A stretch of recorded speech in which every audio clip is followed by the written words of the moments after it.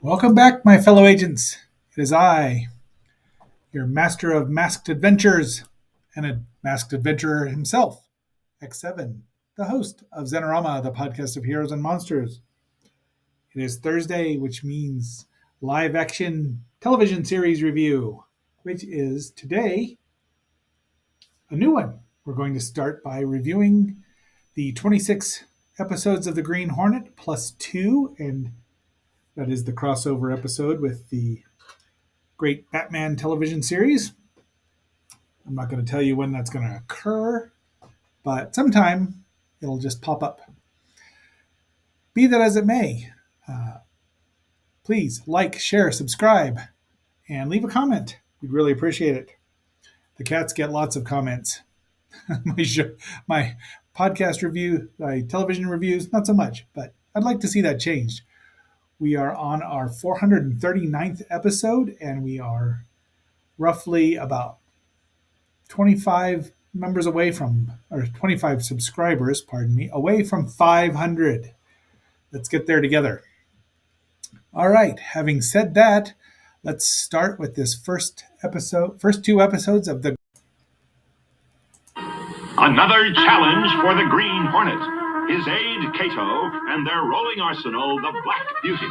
On police records, a wanted criminal, the Green Hornet is really Britt Reed, owner-publisher of the Daily Sentinel. His dual identity known only to his secretary and to the district attorney. And now, to protect the rights and lives of decent citizens, rides the Green Hornet.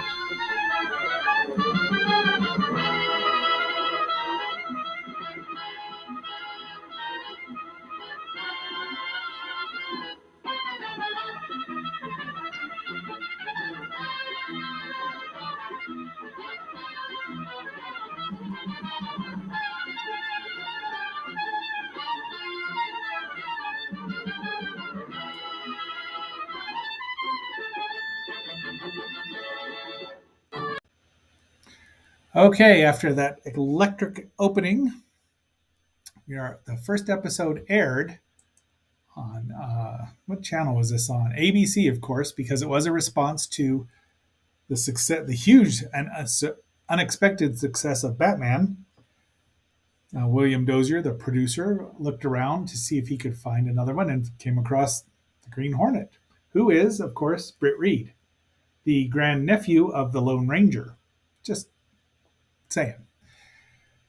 Of course, we know that he was played by Van Williams, who was known for Bourbon Street Beat and Surfside 6 before he did this. Bruce Lee needs no real introduction, and Wendy Wagner is Lenore Casey Case. Lloyd Goh is Mike Exford, who is of Irish descent. Walter Brooke, of course, is District Attorney Frank P. Scanlon, and he... they say one of only two other people who knows the true identities of the Green Hornet and Cato. I guess they're including both of them. So, because Cato, they often see he's shown here as the valet, but it was obviously the mechanic and very, very smart and the superior fighter.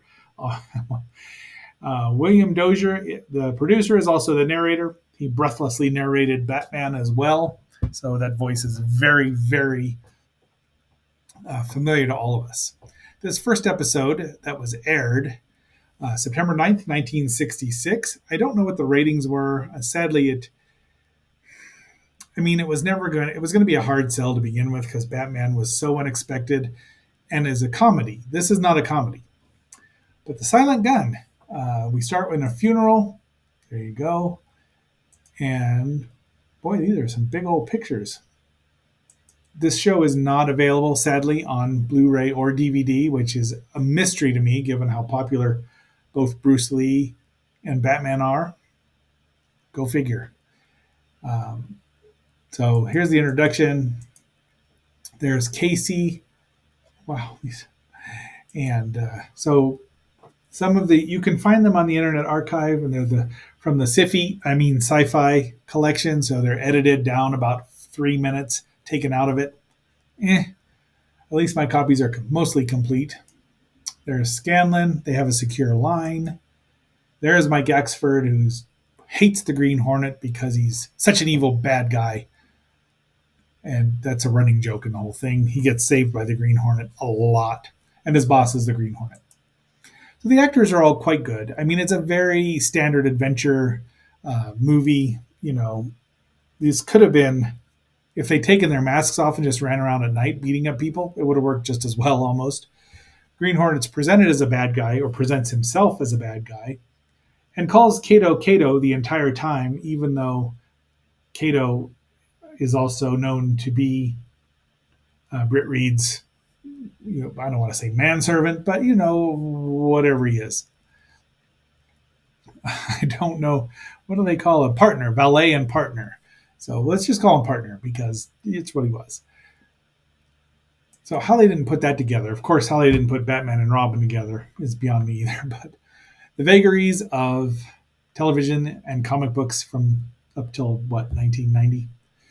Look at the size of that car, and it's white, but he's got an automatic door opener. I don't know how rare that was in the 60s, but it's pretty cool here. There's Scanlan discussing things with Bruce Lee. This obviously came from the Action Network, whatever that is. The show's been aired quite a few times in various places. They want to figure out what's going on because the man got shot with a gun that made no sound, no flash, no nothing. And let's see, I want to say Joe Sweek. Well, I should have looked at one of the characters in here is named Trump. So go figure. Let's see. Let's see if I can grab the. Where is the internet? IMDb. See if we can get that open here fast. So Kato, they're getting out the Black Beauty, which is a rolling arsenal because it's loaded to the gills with even more weapons. Because the Green Hornet's not as averse to guns as Batman is. But it turns upside down, and I can't believe that's good to store a car upside down at all. So maybe they I don't know, maybe it turns it right back over once you get underneath. V194 is the license plate. There's the Daily Sentinel. Mike Axford was meeting this woman, but they gas him with the Hornet gun right out of the,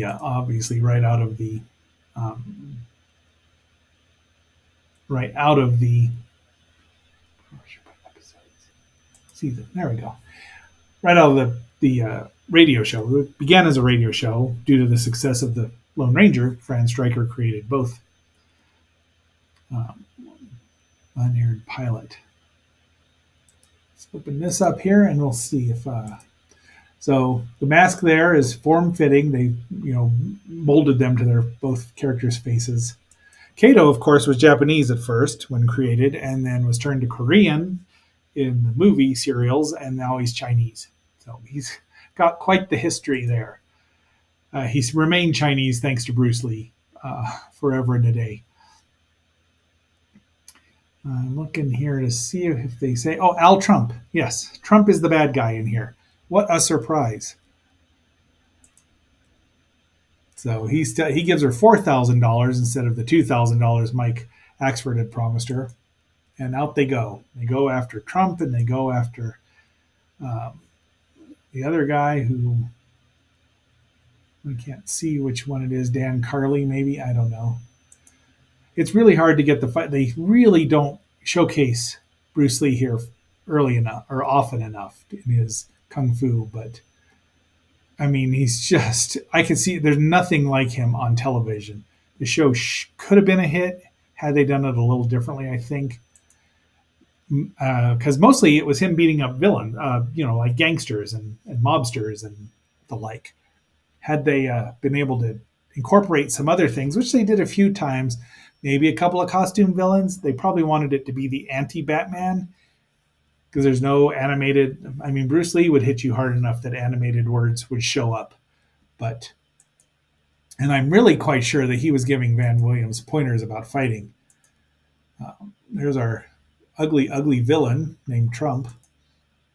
More fights. And there's the Hornet dart that Kato throws so successfully. And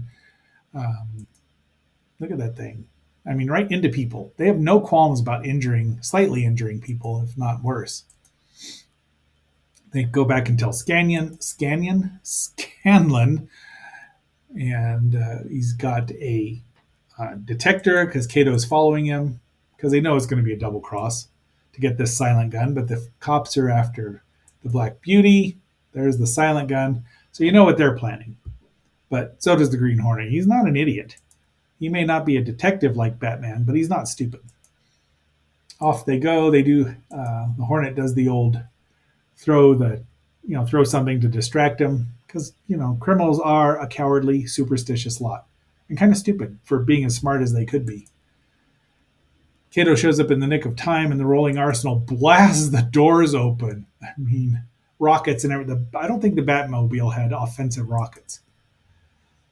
All right, and he's like, "You got here just in time," and we go on to the next episode, which of course is called "Give 'Em Enough Rope." And we'll go through this a little bit here. Get rid of that because I don't need that anymore. This episode was originally. Oh, they even talk about Dragon the Bruce Lee. Oh, yeah. Okay. So, this episode, Give 'Em Enough Rope, was directed by Seymour Robbie and written by Gwen Bagney and Paul Dubov. Aired September 16, 1966. And once again, Mike acts for Joe Sweek there is waiting to turn in this douche, Alex Colony, who's got an insurance racket going on. He kills him by strangulation, just pulls the rope down. He's wearing black. Now, this guy is buff and could have been a recurring villain. And had they thought of this in the 60s, some continuing plot lines, I think it really would have made the series more compelling. Mike's knocked out. The Hornet relieves him of his money and then charges him, and Britt charges him for it. Forgets the word alleged, and now Alex Colony is suing, and there's his lawyer, the lovely, let's see, that's Wendy, Diana Hyland, is Claudia Bromley, darling. And Casey makes fun of Britt. So Casey's, she's the prototype of Pepper Potts because at some point, I believe Casey and Britt get married. I don't know how canon that is, but of course she did. Wendy Wagner is an incredibly attractive woman. She might be the only one left alive at this point in time. But no, maybe not. I think they might have all passed, sadly. Smoking in the office, just smoking away. Britt's mad at Mike for not using the word alleged, which is why they're getting sued for a cool $1 million. And there's the black. That's not the Black Beauty. That's just the black car. Is it? No. See, he's got braces on and he's faking his way through it, but the Hornet sees right through it. Mike's still trying to write the story, and Britt's telling him, "Stop! You're not doing it." They're going out to lunch, and she's got a hankering for some Britt Reed, but he's got to stop by a custom car shop. Look at this old-timey hot rod there. Old-timey. Do people say old-timey anymore? And there's a pink Cadillac. Well, at least I like to think it's a pink Cadillac. Our villains, he's like, that's Britt Reed with the boss's attorney. So he goes down and tells him. I don't know why I put the paw. Oh, it's a night shot. I'm trying to get the Black Beauty in action, but it is difficult with a black car at night, even with the day for night scenes that are not very well shot. There they are. This is a good shot. There's a little privacy glass here, probably to block Kato's face. This Hornet Sting is in action, and this guy just leaps. I mean, let's see, who was old Mort Mills, very athletic. I mean, that's him doing his own stunt there. Now, granted, he probably only had to fall about 2 feet if he fell. But see what I mean? But he could have been he could have put up a good fight. There's the Hornet Sting. I haven't gotten a good shot of the Hornet gas gun yet, but you see it in the opening credits. It's a trap. See, there he's got the rope and just swings down. Now, whether that's a stuntman or not is beyond me. Claudia's there tied up. more fighting. Now, unfortunately, you can't see Bruce or Kato kicking this guy, giving him a boot to the head, but Sentinel exonerated. And she is sure that if she's a little intoxicated by the Green Hornet, and if he ever gets caught, she will defend him for free, which makes Britt just chuckle. All right, those are our 2 episodes. Lots of fun. This is just a good, solid show. It could have been better. It could have been a lot worse. We'll see. So we'll see what I put in here for the follow-up. I was going to use some of the, well, I guess not. Be that as it may, my fellow agents, until our next assignment, this is X7 signing off.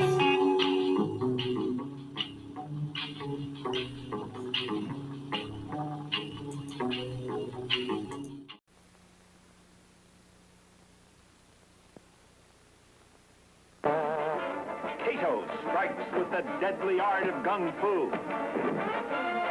The Black Beauty travels into the tunnel of death. And Britt Reed is delivered into the hands of the enemy by the Green Hornet. For these and other action-packed scenes, tune in on the Green Hornet. Each week, ride with Kato and the Green Hornet on their relentless fight against crime.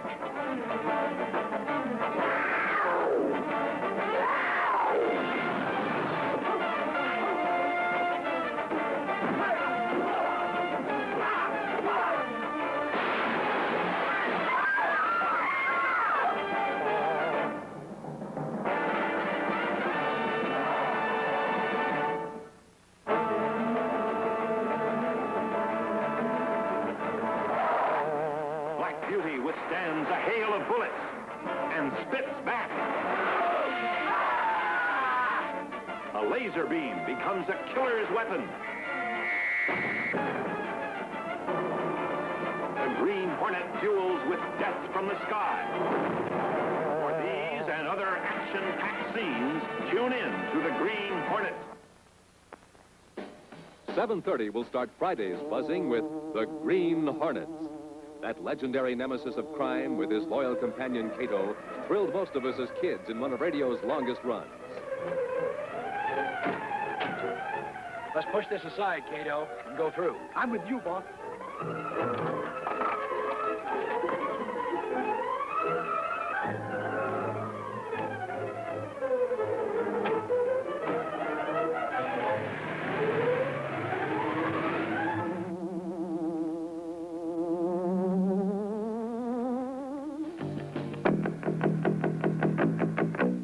Friday, a night to remember.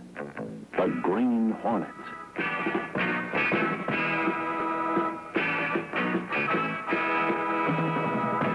Stick to the back streets, Kato. Check. The Time Tunnel.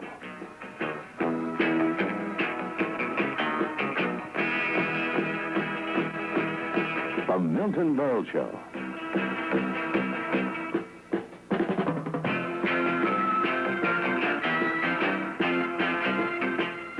O'clock high.